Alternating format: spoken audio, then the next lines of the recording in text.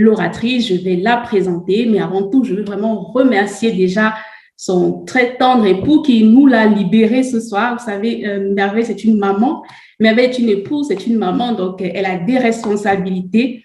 Mais vraiment, le Seigneur a fait grâce ce soir et son époux a pris soin de la maison pour la laisser venir nous servir ce soir, pour la laisser venir nous rendre vraiment au ministère, j'ai envie de dire, pour venir nous partager le fardeau qui est dans son cœur pour nous, afin que nous soyons au bénéfice de la grâce qui repose sur sa vie et afin aussi que nous puissions expérimenter ce changement de saison. Donc, nous remercions vraiment son mari. Je veux que vous fassiez du bruit sur le chat, que vous soyez aussi reconnaissant comme moi, parce que je sais que je ne suis pas la seule à profiter ce soir. Donc, remercions ce monsieur Kaliki qui nous fait du bien ce soir. C'est par lui aussi qu'on a la grâce d'être bénis ce soir. Et je veux également remercier son pasteur, parce qu'elle est, Merveille est une servante à l'église de la Victoire au Québec, Canada. Vous avez pu voir sur les flyers, c'est bien marqué qu'elle est ministre de la parole là-bas. Et je veux comme ça rendre grâce aussi à Dieu pour ces leaders spirituels qui nous l'ont relâché, parce que c'est avec leur bénédiction qu'elle va se présenter ce soir et qu'elle va intervenir ce soir dans le cadre de cette conférence en ligne.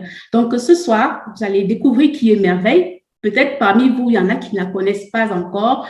J'ai dû partager quelques informations sur elle, sur mes statuts, sur mes publications. Et il y a des vidéos également qui ont été partagées, mais certainement vous aurez d'autres questions et que vous n'allez pas tarder à avoir des réponses au travers de sa présentation. Alors, je vais dire comme ça, bonsoir à Merveille et bienvenue encore. Merci d'avoir répondu à notre invitation. Nous sommes très heureux de t'accueillir encore ce soir. Vraiment, tu as la parole. Ok, j'espère que vous m'entendez très bien, vous toutes. C'est une conférence de femmes, alors on va essayer de ne pas l'oublier, de ne pas parler des îles et tout ça. Ça amène un peu de la fusion. Mais vraiment, je suis très, très contente d'être aussi là. Merci, Léonie, pour l'invitation.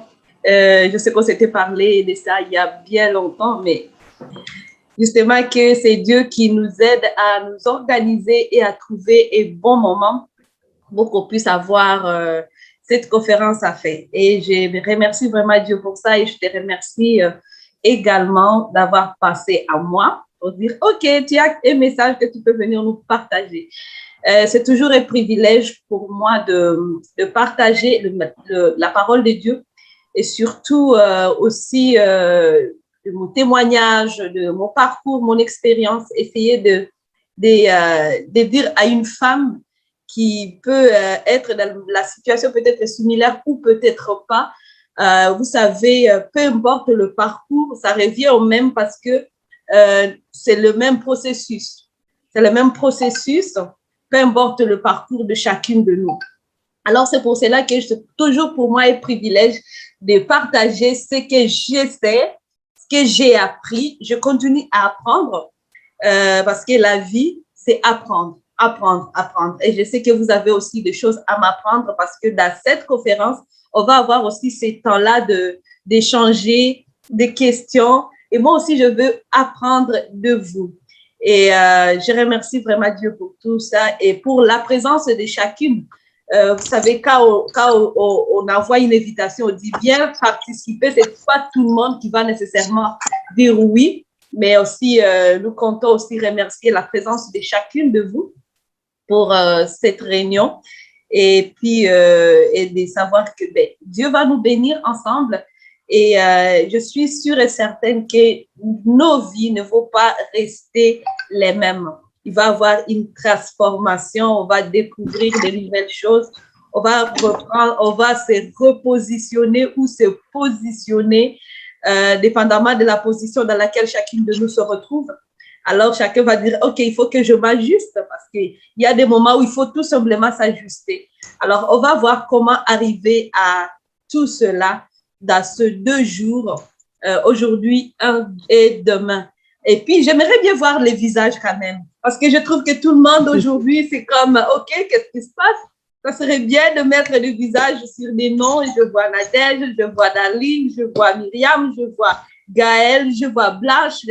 Je vois Safi, je vois Adèle, je vois Julia et d'autres personnes. Alors, ça serait bien vraiment que on commence à mettre le visage sur des noms.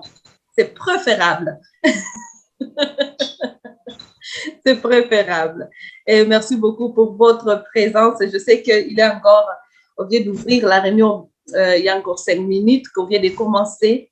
Et je sais qu'il y a d'autres personnes aussi qui vont se rejoindre à nous au fur et à mesure que nous avançons. Ah oui. Alors, je ne sais pas si tu veux directement que je commence le message ou tu as encore quelque chose d'autre à se dire. Oui, je vais encourager les uns et les autres encore à partager l'événement, à taguer quelqu'un, rappeler à quelqu'un, parce que très souvent, on a l'invitation, mais on est pris, c'est un samedi après-midi dans certains pays et c'est déjà un peu tard chez d'autres, donc on est un peu pris par une course à la montre, donc on n'est pas tous focalisés. Donc, on peut rappeler aux quelques-uns qui ne sont pas encore connectés, à qui on a envoyé l'annonce, rappeler-leur que nous sommes déjà en direct, Merveille est déjà connectée, nous sommes en direct, on va bientôt commencer. Et je vais profiter aussi comme ça pour annoncer le programme de ce week-end. J'avais partagé un formulaire Google que je vais encore repartager sur la plateforme YouTube. Au travers de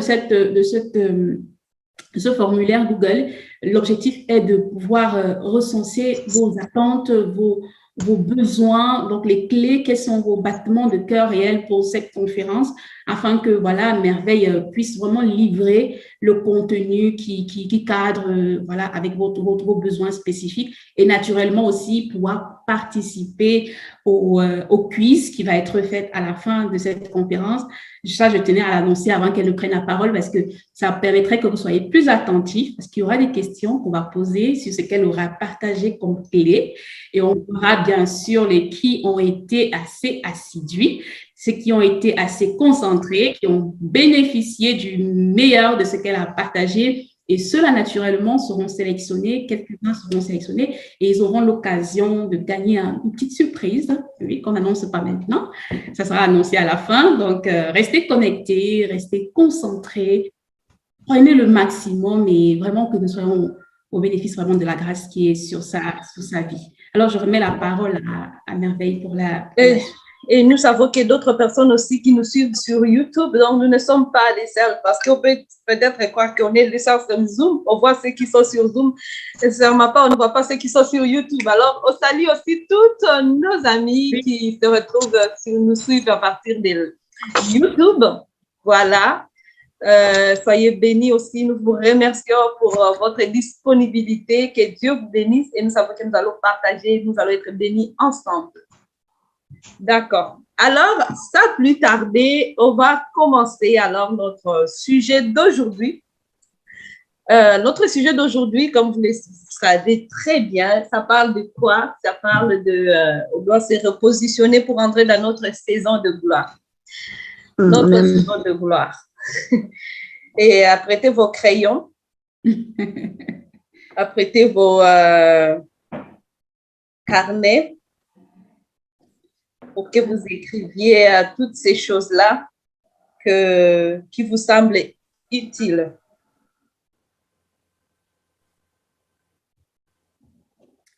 Voilà, vous pouvez poser les questions en chat ou me les envoyer directement à Léonie sur le Zoom ou alors à Vivre pour son plaisir, comme vous voulez.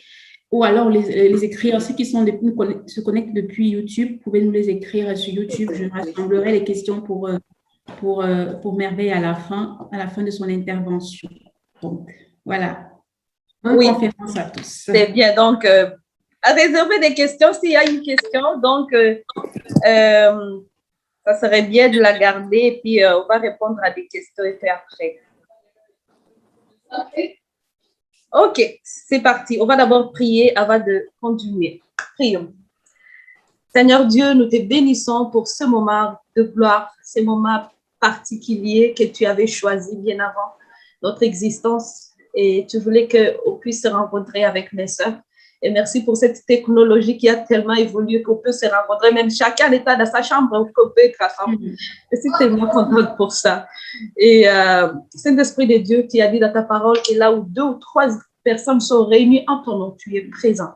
Nous te remercions pour ta présence au milieu de nous. Et surtout, je m'abandonne entre tes mains. pour que toi, Seigneur Dieu, tu apparaisses, que seul ton nom soit glorifié cet après-midi ici au Québec et ce soir en Afrique et en Europe. Merci, Seigneur Dieu, parce que mes sœurs sont dans l'expectative de recevoir ta parole. Et elles vont vivre, Seigneur Jésus, ces belles choses que tu as déjà à réserve pour elles. Glorifie-toi, Seigneur Dieu, que tu mettes ta parole dans ma bouche et que cette parole ne retourne pas vers toi sans avoir accompli l'œuvre pour laquelle elle a été sémée dans les cœurs de chacune de nous. C'est dans le nom de Jésus-Christ que je prie. Amen. Amen. Amen. Voilà. Alléluia. Amen. Bon, je vais réduire le volume de mon téléphone pour que ça nous distraire. Alors, après la tempête, comment se positionner pour entrer dans notre saison de gloire après la tempête? Ici, quand on parle de la tempête, c'est quoi? La tempête, ça peut être toutes ces circonstances qui semblent difficiles, pas seulement sembler, qui sont difficiles, qui ont été difficiles dans notre vie, mais on les a surmontées. On les a surmontées. Cette tempête, ça peut être des échecs particuliers, ça peut être des échecs au niveau du travail, ça peut être des échecs au niveau du mariage, ça peut être des échecs de la maladie.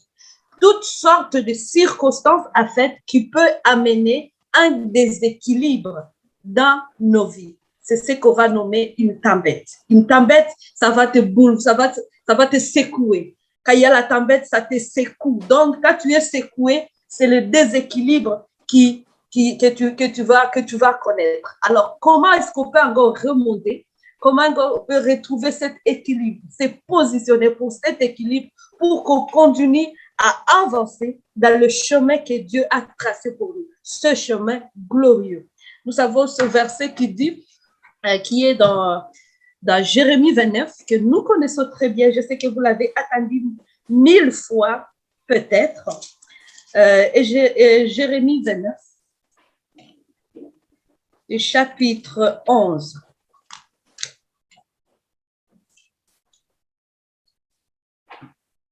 C'est dit, car moi, le Seigneur, je sais bien quel projet je formé pour vous. Et je vous l'affirme, ce ne sont pas des projets de malheur, mais des projets de bonheur. Ce ne sont pas des projets de malheur, mais des projets de bonheur. Des fois, quand on se retrouve dans des situations qui sont douloureuses, on peut oublier ce verset, on peut oublier cette parole que Dieu a dit, j'ai formé pour vous des projets de bonheur et non des projets de malheur. Il n'y a personne au monde qui est né et Dieu qui a réservé un projet de malheur. Personne. Peu importe ce qui peut arriver aujourd'hui, nous devons toujours savoir dans notre vie que Dieu a réservé pour moi un projet de bonheur. Donc, les circonstances ne doivent pas nous faire oublier cette parole. De savoir que Dieu a pour moi un projet de bonheur. Peu importe ce que mes yeux vont voir, je dois toujours me souvenir que Dieu a pour moi un projet de bonheur et non un projet de malheur. Ça, c'est le mot, c'est le verset clé de notre conférence de week-end. Et pourquoi elle ne me voit pas, Tommy? Est-ce qu'on peut fermer des micros, s'il vous plaît, pour le moment? Comme ça, s'il y a une personne qui parle à côté, comme ça, ça ne pourra pas nous interrompre. S'il vous plaît, merci beaucoup. Alors, je disais que les circonstances ne doivent pas nous faire oublier le projet, la parole de Dieu concernant le projet de bonheur. Le projet de bonheur que Dieu a. Mais même si mes yeux vont voir toutes sortes de difficultés, de situations contraires à ce que la parole de Dieu dit, cela ne veut pas dire que la parole de Dieu a changé. Cela ne veut pas dire que la promesse de Dieu pour ma vie ou pour ta vie a changé. Elle reste la même. Projet de bonheur. Donc, ça, c'est le verset clé pour notre conférence. Alors, Avant d'avancer, avant de savoir comment est-ce qu'on peut se positionner, il serait d'abord mieux de connaître certaines positions dans lesquelles nous nous retrouvons peut-être. Ou peut-être que vous vous retrouvez dans certaines positions, mais vous ne le savez pas. Et vous êtes en train de vous poser des questions à savoir pourquoi je n'avance pas, pourquoi j'essaye quelque chose, mais ça ne fonctionne pas. J'essaie de sauter pour aller me retrouver dans telle position, mais j'ai l'impression que ça ne marche pas. Il y a toujours mon pied qui recule, mon pied qui me retient. C'est comme s'il y a quelque chose qui veut toujours me retenir. Donc, on va d'abord faire un petit dépistage pour voir certaines positions dans lesquelles on se retrouve et dans lesquelles on n'aimerait pas rester définitivement, n'est-ce pas? Et la première position dans laquelle beaucoup de personnes se retrouvent, quand bien même elles veulent avancer, mais ça n'arrive pas, mais elles ont du mal à avancer, c'est tout simplement parce qu'on est dans une position de victime. La position de victime. Une personne victime, c'est une personne qui a connu certaines situations qui sont difficiles, des injustices. Une personne victime, on peut être victime de violences conjugales, on peut être victime de violences physiques, psychologiques, on peut être victime de toutes choses là, des injustices, des trahisons. Ah, telle personne m'a fait ceci. C'est toi la victime. Et ça nous... Au fond de la personne, on est malheureux, on souffre beaucoup, mais cependant, l'ennemi aussi, le diable, peut utiliser ce statut de victime pour nous empêcher d'avancer. Constamment, il va te rappeler que tu as souffert, il y a telle personne qui t'a fait du mal, alors c'est normal que tu te comportes ainsi, c'est normal que tu fasses pitié, c'est normal ceci, ceci. Alors cette situation qu'on trouverait normale aux yeux des gens parce que tu as souffert dans le passé et ça t'empêche d'avancer, de voir les choses que Dieu a déjà planifiées d'avance. Une personne victime, sa tête est courbée, cendrée sur son nombril.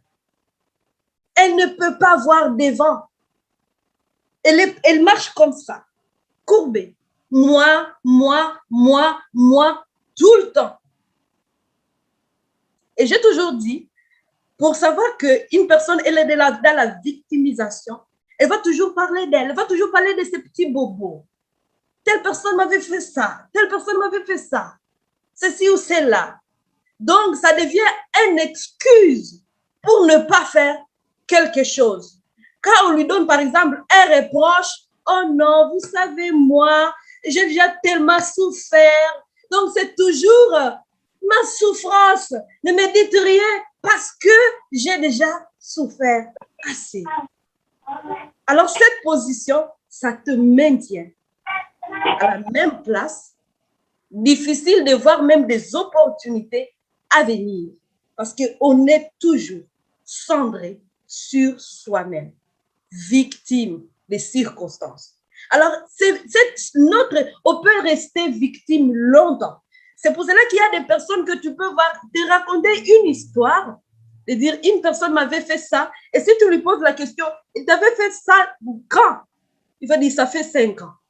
Mais ça fait 5 ans qu'on lui a fait ça, mais jusqu'à présent, elle continue à dorloter son bobo comme si ça fait 2 jours.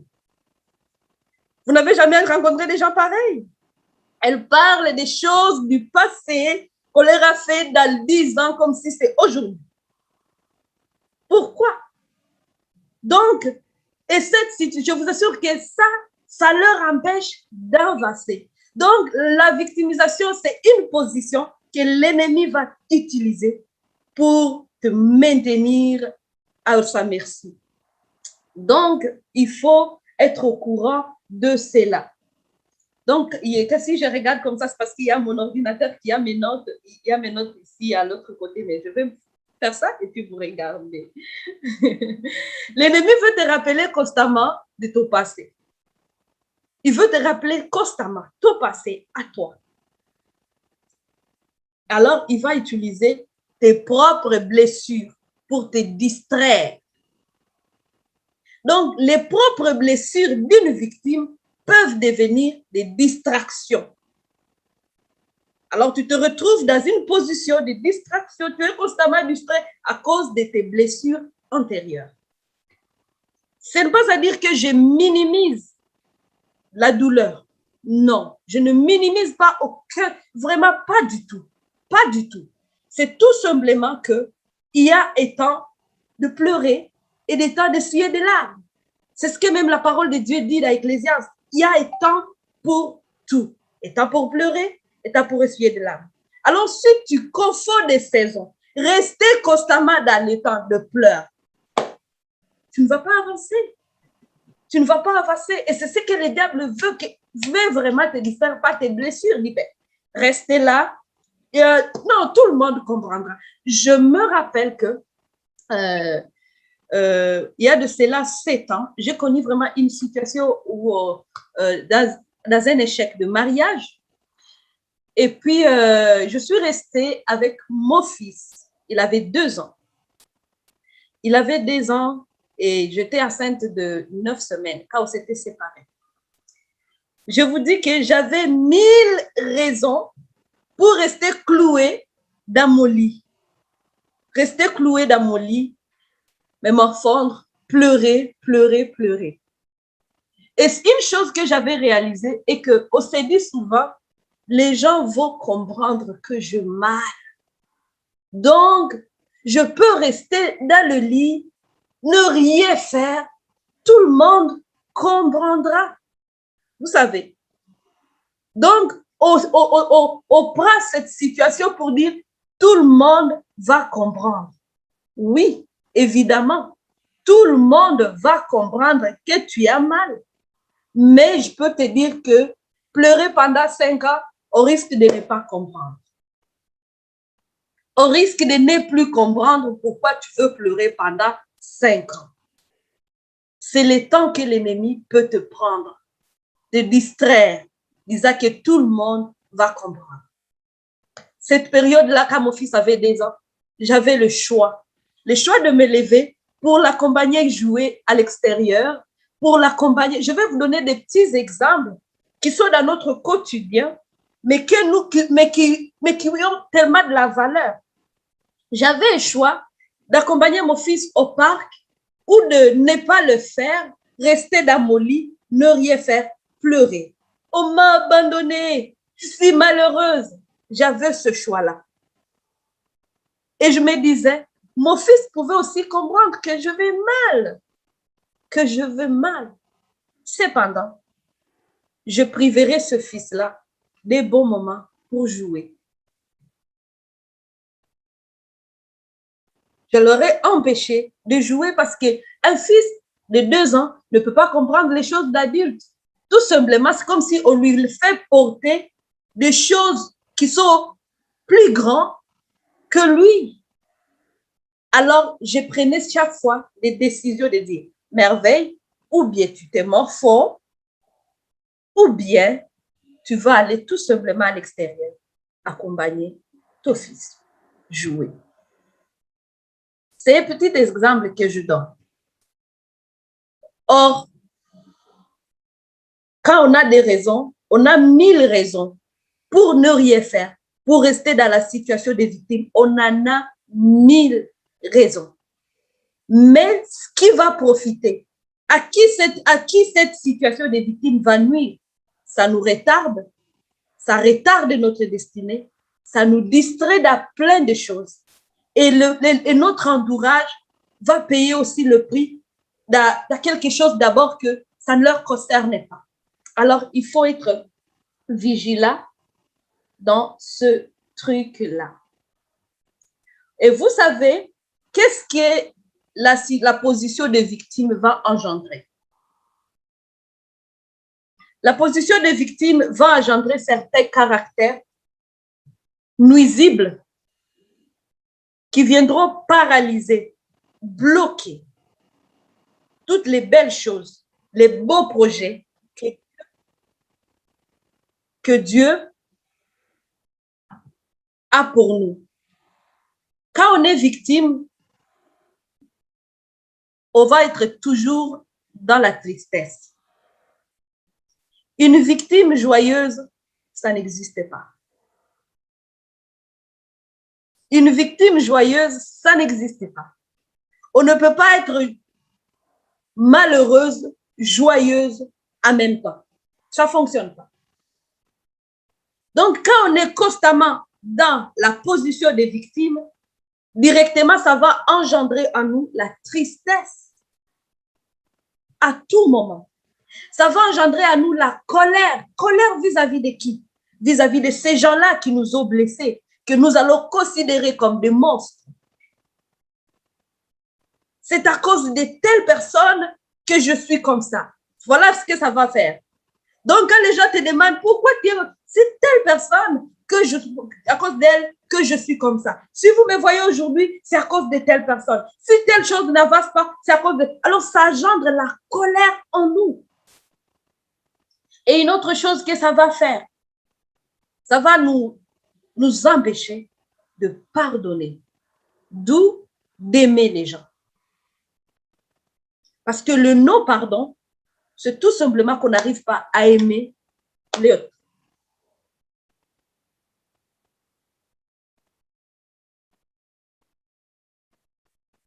Voilà les choses que la position de victime, dans laquelle le fait d'être victime constamment, que ça va faire.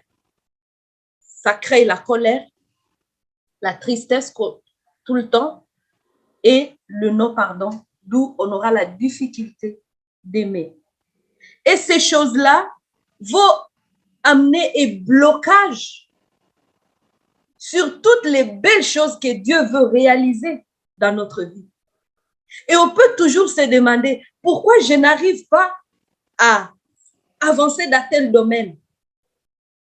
Si vous êtes une personne colérique, ça se peut que vous manquez d'opportunités parce que tout le monde va dire « Ah, cette personne, elle est colérique, je ne peux pas être à côté d'elle. » Et vous ne savez pas combien d'opportunités vous perdez à cause de la colère que vous avez développée à cause que vous êtes toujours dans la victimisation.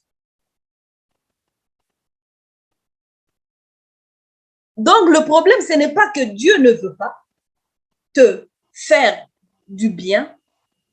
Le problème, c'est qu'en toi, tu as créé une barrière qui empêche les choses de Dieu de venir vers toi. Il y a ce verset qui est dans Ésaïe 59, le premier verset, qui dit « Pensez-vous que le Seigneur n'a pas le bras assez long pour vous sauver, ou qu'il a l'oreille trop dure pour vous entendre? En réalité, ce sont vos torts qui dressent une barrière entre vous et votre Dieu. » Version français courant. Ésaïe 59, verset 1. Donc, ce n'est pas le problème de Dieu. La main de Dieu n'est pas courte pour te bénir. La main de Dieu n'est pas courte pour te prendre et t'amener dans ta destination. La main de Dieu n'est pas courte pour que toutes les belles choses que tu souhaites se réalisent dans ta vie. Elle n'est pas courte. C'est tout simplement ces choses que toi-même tu as dressées entre lui et toi qui bloquent les choses d'apparaître dans ta vie. La colère, c'est un blocage, ça crée un blocage. Le non-pardon, ça crée un blocage. La tristesse permanente, ça crée un blocage. Une personne qui est toujours triste, elle a tendance à fuir les gens, à s'enfermer. Or, ce n'est pas rester dans sa chambre qu'on va rencontrer un prêtre charmant.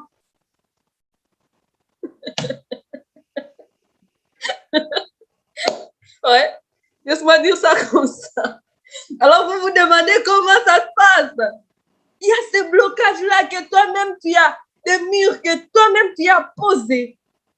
Et tu peux beau prier, Seigneur, je veux ceci, je veux ceci.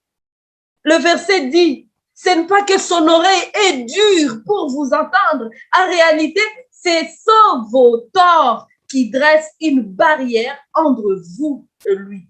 Donc, ça veut dire que tu es en train de prier, tu jeûnes 40 jours. Ah, ça n'a pas fonctionné après mon jeûne de 40 jours. Tu ajoutes 50 jours, ça n'a pas non plus fonctionné. 80 jours, oh, alléluia. Là, on est rendu à un autre niveau. Ça n'a pas toujours fonctionné. Le problème, ce n'est pas le jeûne, de prière, que tu n'as pas su faire ou je ne sais pas quoi. Le problème est que ce sont ces positions dans lesquelles tu te retrouves, les victimisations, toutes ces choses-là que ça a engendré qui amènent un blocage.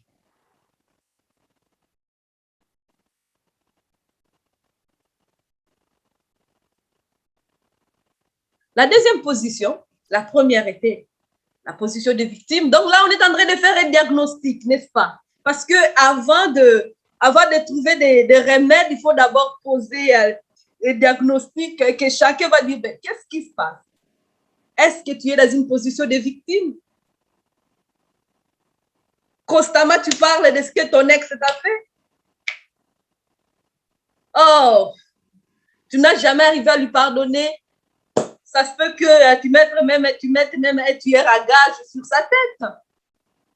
Je veux sa tête. Eh bien, il y a la solution. On va trouver la solution. Laissez-moi passer à la deuxième position. Une autre position dans laquelle beaucoup de gens se retrouvent présentement, c'est la peur. Les gens ont peur. Peur. La peur, c'est la position.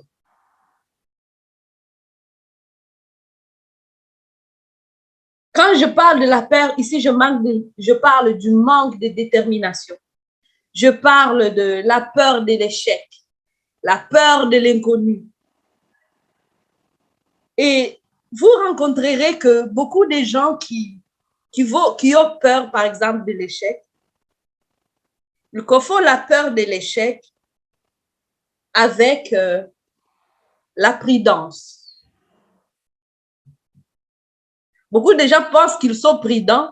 Non, ils ne sont pas prudents, ils ont tout simplement peur. Peur de s'élancer.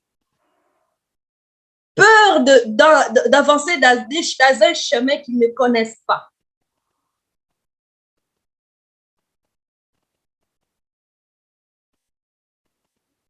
Il y a beaucoup de gens qui se disent « Ah, je dois me protéger ». Non, des fois, ce n'est pas que les gens veulent se protéger. C'est une fausse protection. Elles ont tout simplement peur de s'ouvrir à l'autre. Peur de faire confiance, encore. Oh, tellement que j'ai été blessée, non, vraiment, moi, je n'arrive plus à faire confiance à qui que ce soit. Laissez-moi tranquille. Oh, j'ai été blessée. Vous savez, donc la personne parle que j'ai été blessée. Non, je ne fais plus confiance. Et je vous assure que cette peur, ça va vous maintenir dans la position où vous êtes et ça va vous empêcher d'entrer dans une saison glorieuse. Ce n'est pas une prudence. C'est tout simplement l'ennemi veut te faire croire que tu es prudente. Non. Nous ne vivons pas, mon pasteur Joël a toujours dit qu'on ne flotte pas dans les airs. On ne flotte pas dans les airs. Pour dire que nous avons besoin des gens. Dieu passe par des personnes pour nous bénir.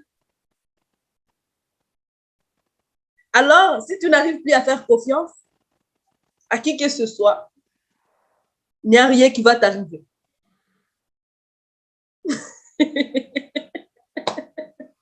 Il n'y a rien qui va t'arriver.